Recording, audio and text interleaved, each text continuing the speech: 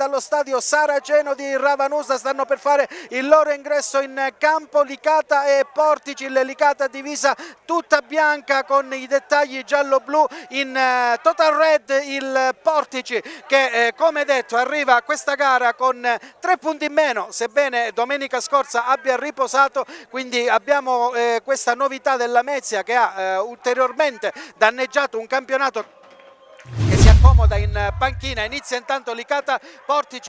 Siamo un po' infastiditi dal solito dalle bandiere su questo spicchio di campo, il cross in mezzo, Giannone di testa da ottima posizione di De Luca, l'infortunio di Izzo. Adesso So che punta lanza, So la mette su sinistro, buon pallone filtrante, Marcucci impegna Valenti, dalla sinistra con Sellaf che prende una buona punizione per l'intervento rude sull'uomo di Garau. Il cross in mezzo e il vantaggio del Portici, ha segnato Pierluigi Riccio con un colpo di testa sul primo palo, lasciato completamente solo, nulla ha potuto Valenti se non osservare la palla in fondo al sacco. Dalla difesa recupera comunque Minacori, ma il possesso è ancora del Licata. Minacori filtrante per Vari il tacco, Minacori in aria, non c'è nulla sull'intervento a sandwich di due avversari.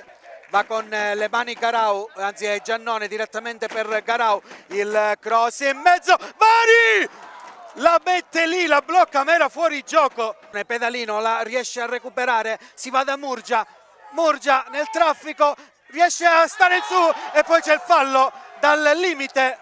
Siamo nella lunetta proprio al di fuori dell'area piccola, 2 minuti di recupero. Intanto la rincorsa e il tiro, Murgia l'ha messa all'incrocio, un arcobaleno che si spegne all'incrocio dei pali, minuto 47, cambia il risultato, Licata 1, Portici 1, la ripresa Alessio Murgia con un capolavoro balistico e questo è oro per il Licata perché il primo tempo era ormai agli sgoccioli. Ed ecco che ricomincia Licata Portici sull'1-1. Murgia, Rotulo la sterzata, pallone a sinistra per Lanza, altro cross, Vari tutto solo, sbaglia di testa, era da praticamente piazzare all'angolo ma Vari ha sbagliato, un gol praticamente fatto. Cappello ci fa buona guardia, Currò,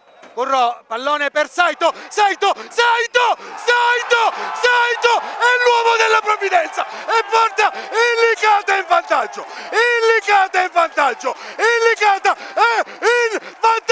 la numero 19 a disegnare il numero 2 sul tabellino perché cambia il risultato al minuto 24 della ripresa. Licata 2, Portici 1, Leonardo Saito, l'uomo della provvidenza.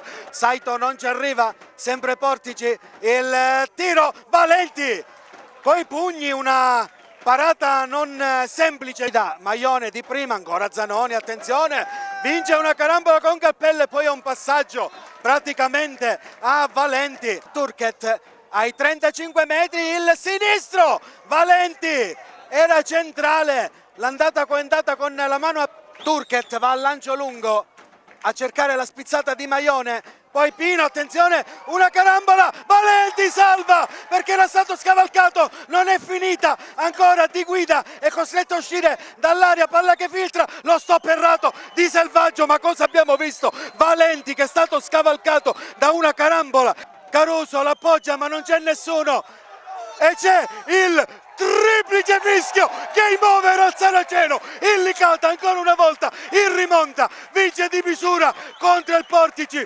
2-1, vantaggio dei campani al minuto 11 con Pierluigi Riccio, poi il pareggio allo scadere del primo tempo su una bellissima punizione di Murgia e il sorpasso, la freccia ancora una volta ad opera di Leonardo Saito. Licata che in vista del riposo di domenica prossima sale a quota 21.